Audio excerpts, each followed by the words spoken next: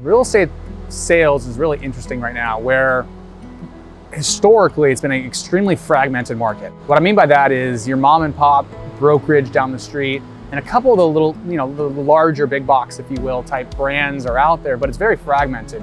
Usually there's not one dominant player. If you think about search engines, for example, Google is 70% of the search market or something around there in the United States, and they have more or less a monopoly in it, whereas real estate is very fragmented. It's very localized. There's a lot of different players within a space, and historically that's how it's always been. What's so interesting right now, though, is we're starting to see that shift from this very fragmented industry to what could be a little bit more of a consolidated industry. And what you're seeing right now at a really high rate is this move to either a virtual brokerage. We see some companies that are moving that, where they're moving the sales force to a singular brokerage, cutting down costs, and just bringing a lot of training to people that are working out of their homes. You also see a lot of this rise of the teams. This has been happening over the last 10 years. Specifically, it's really rampant right now. We operate as a real estate team as well. I know when I got started in real estate, I was fortunate to have that. I wish I had more of it too, because I could have excelled that much faster. So you see a big push toward teams.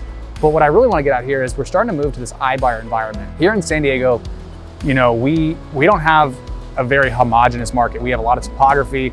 We have, we're sitting next to homes that are maybe anywhere from $2 to $10 million, depending on what side of the street they're on, right? And so it's not super homogenous here. It's different topographies, different home types, different years built.